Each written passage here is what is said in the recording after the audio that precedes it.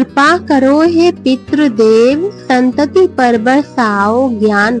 श्राद्ध तर्पण से हो प्रसन्न, मिले हमें आशीर्वाद महान। नमस्कार दोस्तों, पितृपक्ष का यह पावन समय केवल तर्पण और श्राद्ध का अवसर नहीं है, बल्कि यह वह क्षण है जब हम अपने पूर्वजों का स्मरण करते हैं, उनके प्रति आभार व्यक्त करते हैं और उनका आशीर्वाद प्राप्त करते हैं। कहा गया है, पितृदेवो भव, यानी माता पिता और पूर्वज हमारे लिए देवताओं के समान हैं। यदि हम इस काल में नियमों का पालन करें और सही विधि से दान पुण्य करें, तो पितरों की आत्मा को शांति मिलती है और परिवार पर सुख समृद्धि बनी रहती है। इस वीडियो में हम विस्तार से जानेंगे पितृपक्ष में कौन से नियम अपनाने चाहिए, किन कार्यों से बचना चाहिए और कौन कौन से दान करना शुभ माना जाता है। तो आइए इस ज्ञान यात्रा की शुरुआत करें। और हाँ मित्रों, अगर आप हमारे चैनल पर नए हैं तो इसे अभी सब्सक्राइब कर लीजिए, ताकि आपको समय समय पर धर्म, अध्यात्म और जीवन से जुड़े ऐसे ही उपयोगी और पावन वीडियो मिलते रहें। पितृपक्ष को हिंदू धर्म में बहुत महत्वपूर्ण माना गया है। यह 16 दिनों तक चलता है, जहां लोग पूर्वजों की शांति के लिए धार्मिक अनुष्ठान करते हैं। पितृपक्ष में पूर्वजों के नाम से दान पुण्य करना बहुत शुभ माना जाता है। हिंदू पंचांग के अनुसार 7 सितंबर को पितृपक्ष की शुरुआत होगी। ऐसे में आइए इस दिन से जुड़ी प्रमुख बातों को जानते हैं।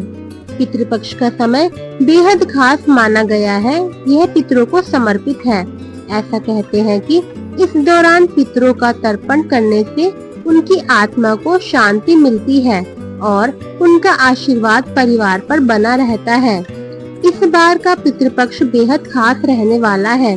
शताब्दी बाद ऐसा दुर्लभ संयोग बन रहा है जब इसकी शुरुआत चंद्र ग्रहण से होगी और समापन सूर्य ग्रहण से। पितृपक्ष का आरंभ 7 सितंबर को चंद्र ग्रहण के साथ होगा और समापन 21 सितंबर को सूर्य ग्रहण से। हालांकि सूर्य ग्रहण भारत में दिखाई नहीं देगा, लेकिन इसका ज्योतिषीय महत्व बना रहेगा। इस संयोग में किए गए श्राद्ध, दान और तर्पण का फल कई गुना बढ़कर मिलता है। पितृपक्ष में ग्रहण का आना शुभ माना जाता है। ग्रहण काल के दौरान किए गए दान, मंत्र जप और संकल्प से पितरों की आत्मा तृप्त होकर आशीर्वाद देती है और पितृदोष शांत होता है। तिथि क्षय के कारण इस बार श्राद्ध पक्ष 15 दिन का होगा। षष्ठी और सप्तमी तिथि का श्राद्ध एक ही दिन 13 सितंबर को होगा। हालांकि षष्ठी का श्राद्ध 12 सितंबर को सुबह 10 बजे के बाद भी किया जा सकता है। चंद्र ग्रहण का सूतक 7 सितंबर को दोपहर 12:56 से लगेगा। ऐसे में उस दिन सभी श्राद्ध कर्म दोपहर पूर्व ही पूरे करने होंगे। चंद्र ग्रहण 7 सितंबर की रात 9:56 से शुरू होकर 1:27 तक चलेगा। वहीं सूर्य ग्रहण 21 सितंबर को रात 10:59 से शुरू होकर 22 सितंबर की सुबह 3:23 तक रहेगा।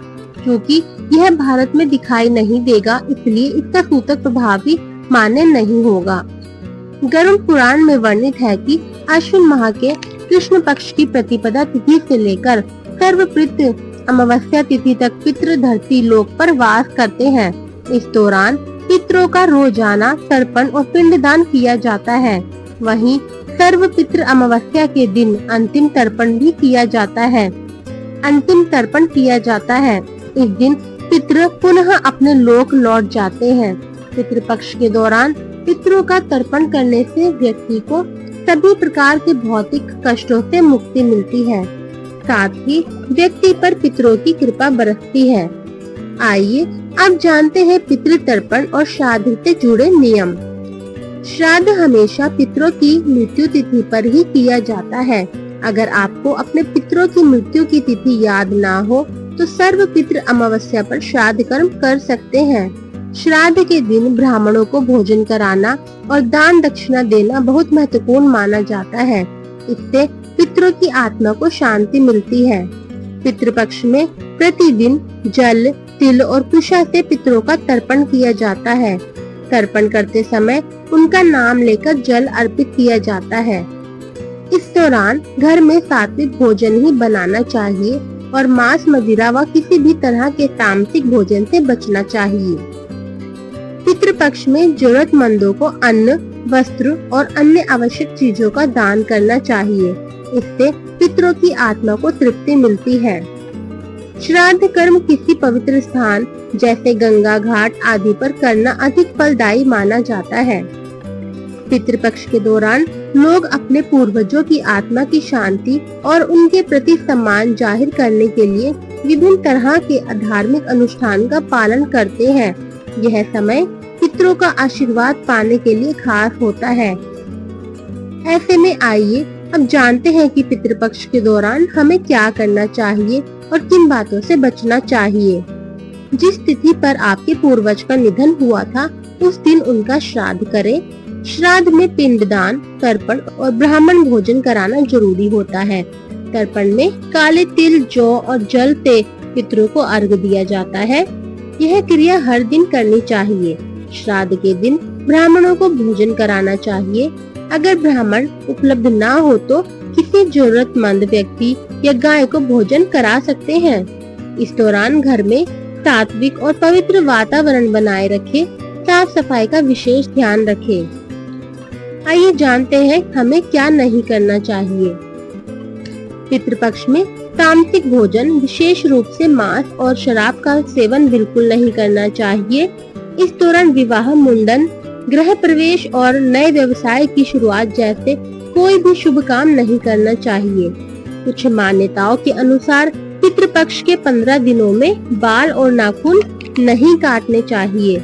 नए कपड़े, गहने या अन्य कोई भी नई वस्तु खरीदने से बचना चाहिए।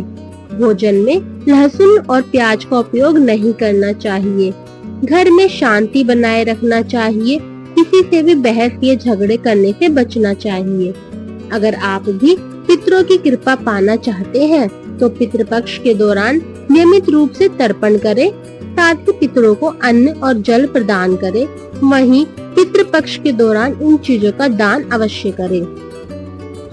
अगर आप पितरों की कृपा पाना चाहते हैं तो पितृपक्ष के दौरान स्नान ध्यान के बाद काले तिल मिश्रित गंगा जल से पितरों का तर्पण करें। इसके बाद शिव मंदिर में काले तिल का दान करें। इस उपाय को करने से पितरों की कृपा साधक पर बरसती है। वहीं संध्या काल में पितरों की निमित्त तिल के तेल का दीपक जलाएं। अगर आप पितरों को प्रसन्न करना चाहते हैं तो पितरों के निमित्त चावल, दाल, आलू, तेल, नमक और हरी सब्जियों का दान जरूरतमंदों के मध्य करें। इस उपाय को करने से व्यक्ति पर पितरों की कृपा अवश्य ही बरसती है। पितरों की आत्मा को शांति के लिए पितृपक्ष के दौरान योग्य ब्राह्मण के सानिध्य में पितरों का तर्पण करें। इसके बाद उन्हें दही, पोहा, गुड़ और मिठाई आदि चीजों का भोजन कराएं। ब्राह्मणों को भोजन कराने के बाद उन्हें अपनी आर्थिक स्थिति के अनुसार दान अवश्य करें। पितरों को प्रसन्न करने के लिए पितृपक्ष के दौरान शिव और विष्णु मंदिरों में पान के पत्ते का दान करें। इस उपाय को करने से भी व्यक्ति पर पितरों की कृपा बरसती है। तो दोस्तों, पितृपक्ष के नियमों का पालन करना और श्राद्ध के दौरान दान पुण्य करना हमारे पितरों की आत्मा की शांति के लिए बेहद आवश्यक है। याद रखिए, जो भी दान करे श्रद्धा और सच्चे मन से करे, तभी उसका फल मिलता है। मित्रों, पितृपक्ष केवल एक कर्मकांड नहीं बल्कि अपने पूर्वजों के प्रति हमारी श्रद्धा और कृतज्ञता का प्रतीक है। जब हम उनके लिए नियम पूर्वक श्राद्ध, तर्पण और दान करते हैं तो न सिर्फ पितरों की आत्मा को शांति मिलती है बल्कि हमारे जीवन में भी सुख, समृद्धि और संतोष का संचार होता है। आशा है कि यह जानकारी आपके लिए उपयोगी रही होगी। अगर आपको यह वीडियो अच्छा लगा हो तो इसे लाइक जरूर करें, अपने मित्रों और परिवारजनों तक शेयर करें और ऐसे ही धार्मिक और आध्यात्मिक ज्ञान से जुड़े वीडियो पाने के लिए हमारे चैनल राधा माधव को सब्सक्राइब करना ना भूलें तथा बेल आइकन जरूर दबाएं। पितृदेव आप सभी पर कृपा करें और आपके परिवार को सदैव सुख, शांति और समृद्धि प्रदान करें। जय पितृदेव।